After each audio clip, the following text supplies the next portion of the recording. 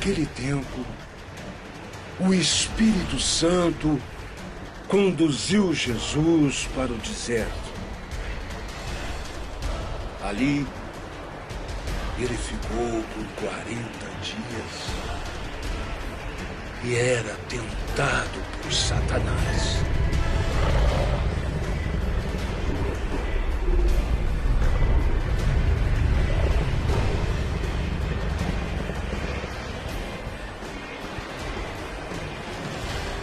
Jesus vivia com os animais selvagens e os anjos o serviam.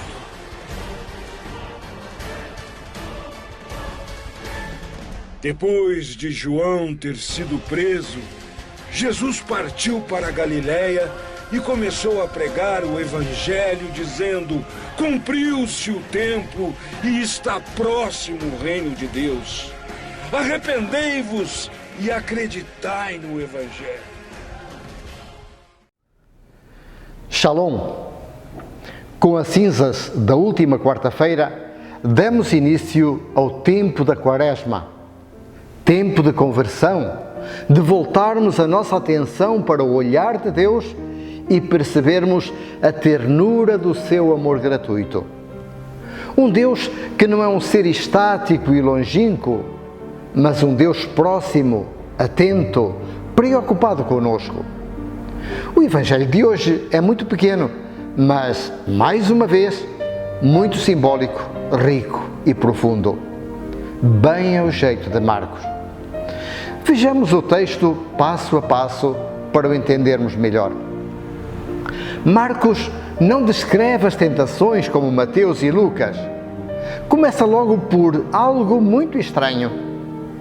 Mal desceu sobre Jesus no Rio Jordão, o Espírito Santo leva-o ao lugar das tentações. Isto intriga-nos. Deus queria que Jesus fosse tentado? Tentação não significa necessariamente incitamento para o mal. Podem ser momentos em que percebemos dilemas, em que precisamos fazer opções, que nos ajudam a fortalecer a nossa fé, a crescer como seguidores de Jesus. Ninguém pode crescer sem passar pela situação de tomar decisões, de fazer renúncias, de assumir posições. E isto custa. Implica ter ideais, assumir compromissos, passar à prática. Chamamos a isso maturidade. Ninguém pode assumir a vida como quem vai ao cinema.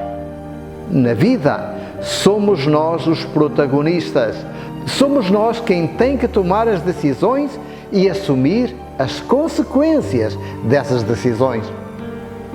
Pelo batismo, tornamo-nos participantes da vida e da identidade de Cristo. Também sobre nós desceu o Espírito Santo, mas isso não nos tira as pedras do caminho, nem torna a vida mais fácil. Pelo contrário, coloca-nos em situação de assumirmos posições, de tomarmos decisões, de fazermos opções.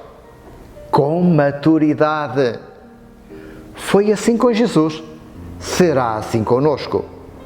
Marcos diz-nos que Jesus foi tentado no deserto durante 40 dias. O que é o deserto? O deserto é a vida concreta. O Espírito conduz o cristão para o deserto da vida para que ele possa experimentar as dores e as alegrias, os temores e as esperanças como qualquer mortal. É no meio do mundo, em contacto com os problemas do dia a dia, que a nossa fé se vê fortificada numa abertura constante aos impulsos do Espírito. Talvez seja bom recordarmos a passagem do povo de Deus pelo deserto. Por 40 anos, equivalente a uma vida, o povo hebreu vagueou pelo deserto. Capricho de Deus? Pelo contrário, manifesta a pedagogia divina. Foi na passagem pelo deserto, ao longo de 40 anos, que aquela multidão aprendeu e conquistou o direito de ser povo, com direitos e com deveres. Marcos diz-nos que Jesus, ao receber a força de Deus pelo batismo, imediatamente iniciou a sua luta contra o mal. E é isto que precisa acontecer conosco. Somos batizados, recebemos a graça de Deus para lutarmos contra todos os males, contra todas as injustiças, contra todo o pecado. O cristão não pode alinhar com as estruturas do mal. Pelo contrário, precisa desmascará-las e aniquilá-las. Depois, o evangelista diz-nos que Jesus foi tentado durante 40 dias. 40! Significa a vida toda. Com estes dois elementos, Marcos diz-nos que desde o batismo no Jordão até o último momento da sua vida na cruz, Jesus teve que enfrentar muitas tentações. Todas as situações e propostas que procuravam de alguma forma desviá-lo do projeto de Deus. E estas propostas não precisavam vir de demónios. Podiam vir dos amigos, dos familiares, do próprio povo, do seu próprio coração, que lhe requeria bem-estar, conforto, acomodamento ou missão. Só que ele permaneceu fiel. E a fidelidade gerou nele a harmonia interior, o entusiasmo pela entrega e pela missão. É para expressar essa harmonia interior e exterior que Marcos, recordando a harmonia original que o pecado destruiu, nos diz que Jesus, no deserto, vivia entre as feras e que os anjos o serviam. E deixa-nos uma forte interpelação. Se Jesus passou por esta experiência e teve que ser forte nas decisões, também nós deveremos sê-lo. Quem permanece fiel, quem assume a vida como projeto, quem se abre à vontade de Deus, vive essa harmonia, essa felicidade, porque a sua vida faz sentido. E o pequenino Evangelho de hoje termina de uma forma extraordinária. Vencida a tentação, consolidada a fidelidade, Jesus pode agora anunciar com verdade: está próximo o reino de Deus. Convertei-vos e acreditai no Evangelho. É o convite dirigido a todos nós. Chegou ao fim o mundo antigo, em que as pessoas se comportavam como feras, onde cada um olha somente para o seu umbigo, para o seu bem-estar, para a sua felicidade individual.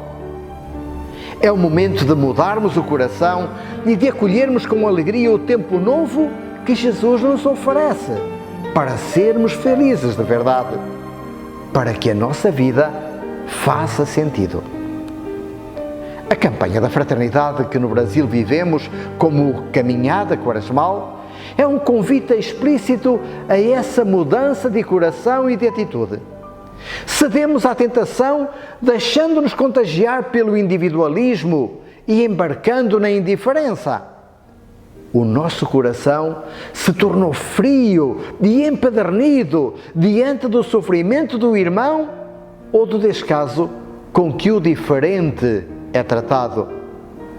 Precisamos escutar a palavra de Deus para que seja ela a moldar-nos o coração. A conversão exige uma mudança, uma atitude comprometida. Não basta eu dizer que creio em Jesus. A minha fé precisa traduzir-se em gestos concretos, em atitudes de vida.